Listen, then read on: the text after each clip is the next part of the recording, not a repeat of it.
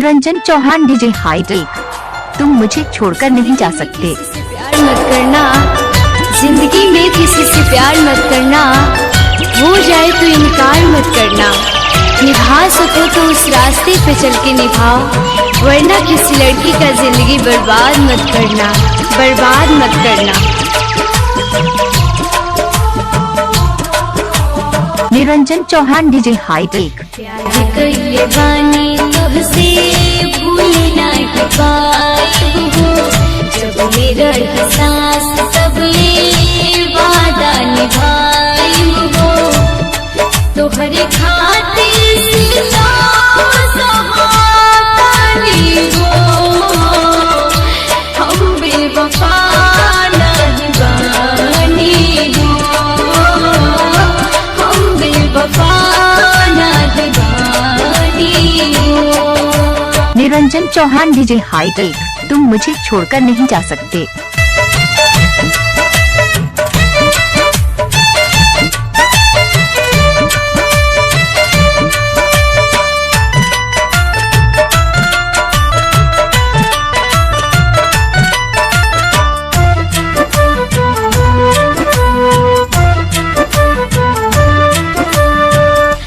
जालिम जमाना बनल बाहर जाए, समझ में न आवे कैसे तोहके बताई।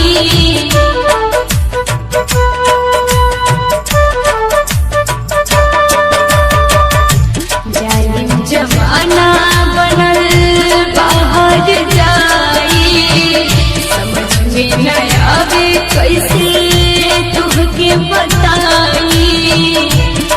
तोहसे एक मुलाकात चाहतानी हो, निरंजन चौहान डीजे हाईटेक। नहीं बानी हो, हम बेवफा नहीं बानी हो।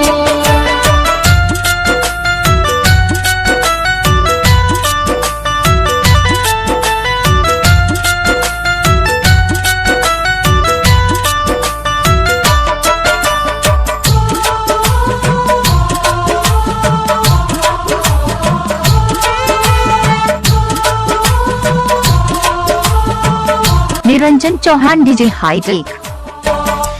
मरब या जियब अब नइखे परवाह हो, आज का सोझाई है आखिरी बचाव हो।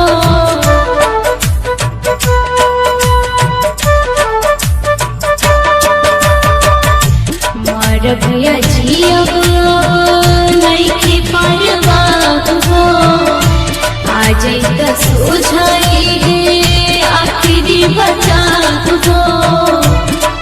दोनों अखियाँ गिरावे लागल पानी हो, निरंजन चौहान डीजे हाईटेक। नहीं बानी हो, हम बेवफा नहीं बानी हो।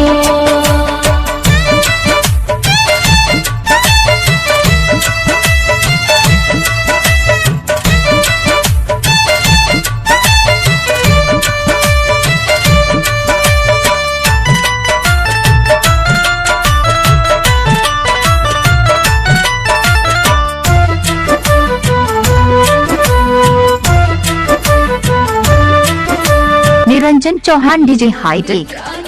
सुना बाड़ी बिगाना, ये खातिर आ जाता कोनो बहाना।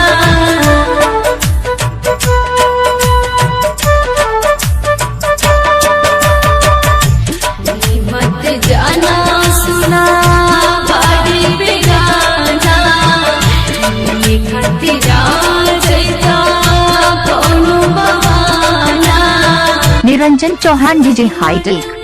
वादा में हर बानी हो, हम बेवफा नहीं बानी हो, हम बेवफा नहीं बानी हो। प्यार कइले बानी तोहसे भूल नहीं